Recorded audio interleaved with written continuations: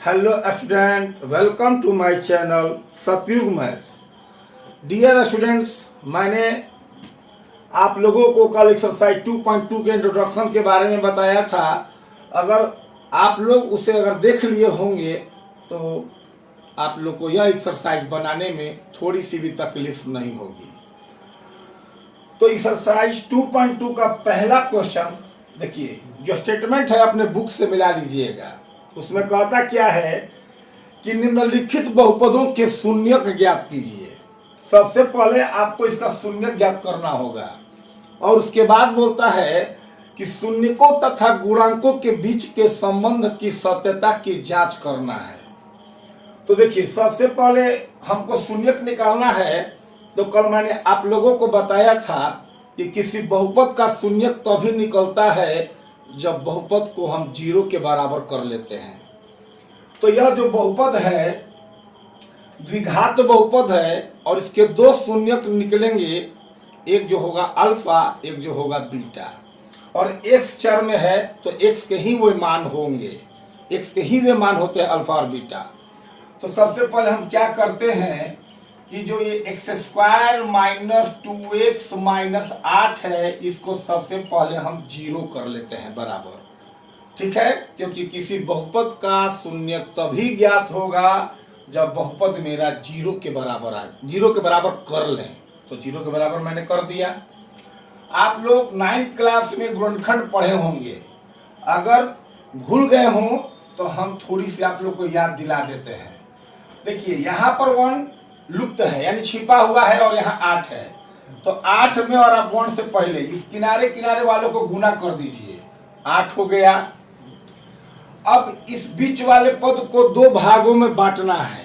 ऐसे दो भागों में बांटना है कि जिनका गुणनफल 8 आए।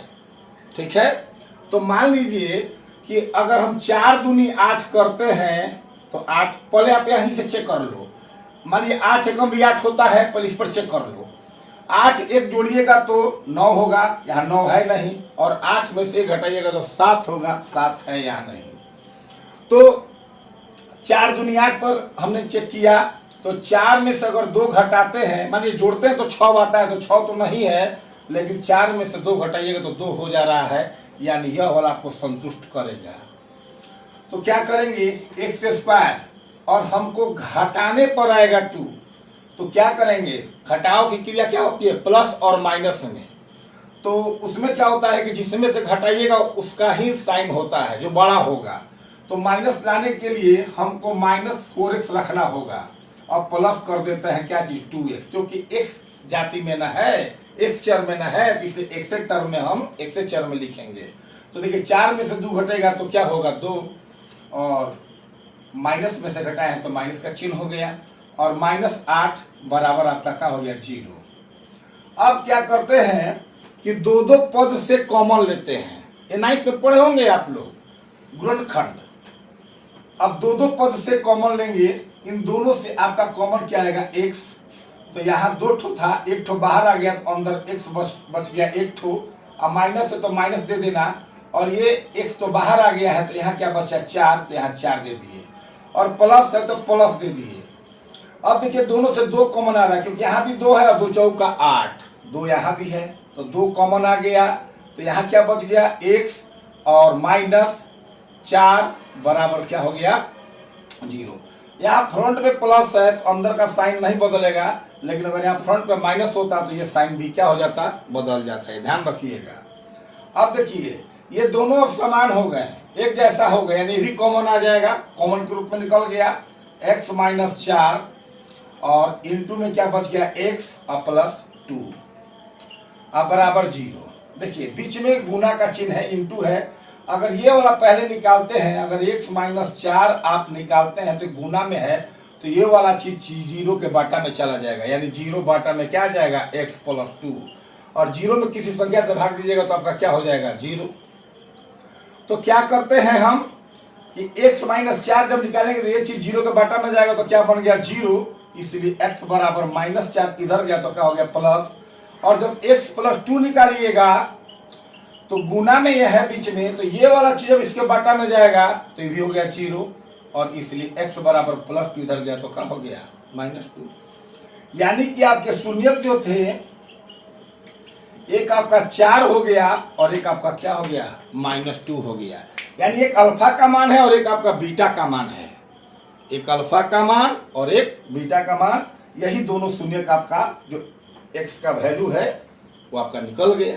मैंने बताया भी था कल कि बहुपद जिस चर में होता है उस चर का मान ही क्या कहलाता है, शून्यक। अब देखिए इसको जांच करना है, इनके शून्यक और गुणांकों के बीच के संबंध की क्या करना है, आपको जांच करना है, माने सत्यता की जांच, मतलब ये सही है कि शून्यक गलत है।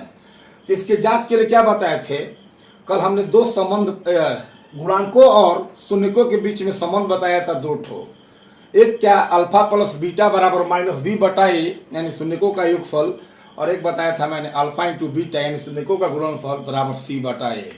तो अब क्या कीजिए, अब देखिए हम क्या लिखते हैं यहाँ, चूंकि अल्फा प्लस बीटा यानी हम चेक करने जा रहे हैं, चेक करने जा रहे हैं, अल्फा प्लस बीटा बराबर क्या होता है, -b बटा a। अल्फा का मान आपका एक तो 4 है तो 4 लिख दीजिए, अब प्लस बीटा का मान -2 है तो यहाँ -2 लिख दीजिए, बराबर ये माइनस है तो माइनस दे दीजिए।